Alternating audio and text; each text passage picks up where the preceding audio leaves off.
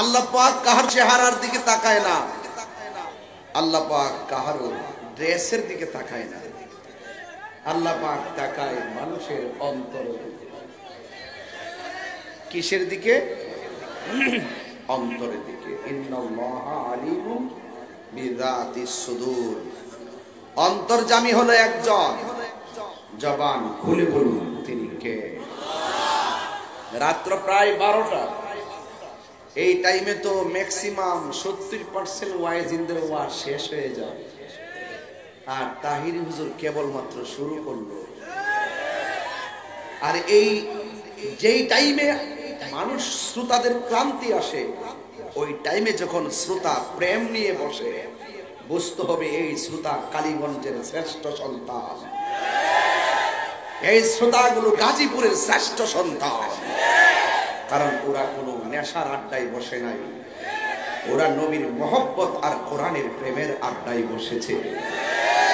এখানে রহমত আছে না নাই? হৃদয় যদি ঠিক থাকে, কবরে যাওয়ার পরে আপনার দেহে পচন করবে না। আর হৃদয় যদি ঠিক না থাকে, অন্তর যদি ঠিক না থাকে, কবরে যাওয়ার পর বাস পচার আগে আপনার লাশ পচে যাবে।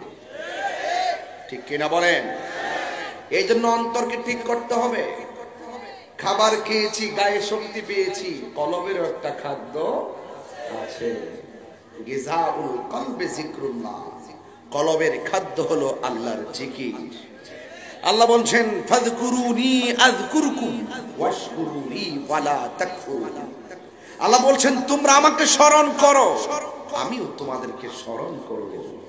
আমরা আল্লাহকে স্মরণ করি নামাজের মাধ্যমে, আমরা আল্লাহকে স্মরণ করি রোজার মাধ্যমে, আমরা আল্লাহকে স্মরণ করি হজের মাধ্যমে, আমরা আল্লাহকে স্মরণ করি যাকাতের মাধ্যমে, আমরা আল্লাহকে স্মরণ করি খেদমতের মাধ্যমে, আমরা আল্লাহকে স্মরণ করি ইবাদতের মাধ্যমে। আল্লাহ যে বলছেন আমিও তোমাদেরকে স্মরণ করব, কালীগঞ্জবাসী আসেন দূরবীন লাগায় দেই।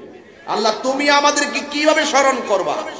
আমাদের স্মরণের ধরন তো ইবাদত, তোমার স্মরণের ধরন কি?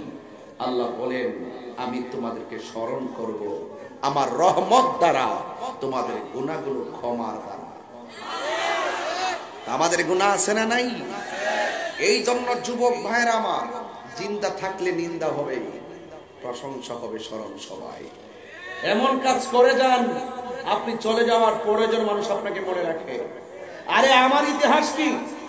আমার ইতিহাস হবে এইরকম, আমি মারা যাওয়ার পরে 3 দিন মানুষ কাঁদবে, 10 দিন ফেসবুক গরম থাকবে, আবার 10 মাসের মাথায় আমাকে বলে যাবে এই কালীগঞ্জের এই স্কুল ময়দানে তাহিরিকে দাওয়াত করবে না, এই চেয়ারে আরেকজন এসে বসবে, আমার জন্য কোনো কাজ থেমে থাকবে না।